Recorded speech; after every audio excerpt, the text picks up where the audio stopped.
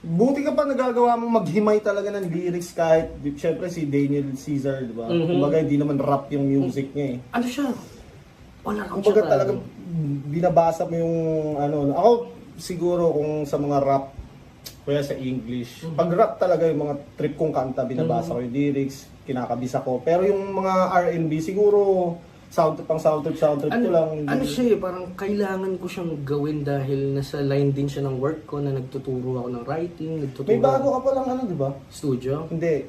Ay, kanta, yung Dama? Oo. Pare, check niyan, Dama Hindi ko pa siya kalalabas lang.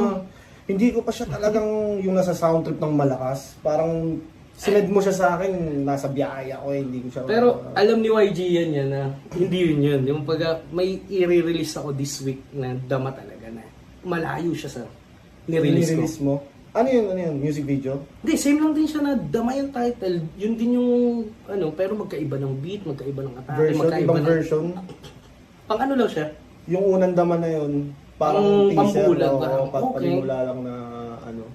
Hindi magtutuloy-tuloy ka na ulit mag-music. Oo naman, pare. Marami akong release, kumbaga gusto ko siyang ituro sa mga rapper ngayon na lagi nilang question eh, si Bugoy nagre-release ng maramihan, di naman nagmi-million yung iba, kahit release ng release. Di natin alam yun, investment pala yun. So kung Sa kanya naman kasi, kay Bugoy, ginagawa niya kasi parang quantity. May Parang, gusto akong ituro sa lahat, pare. May napalaganap ako ngayon ng 10:100, pare. 10 products, 10 songs kaya mong gawing 100 products.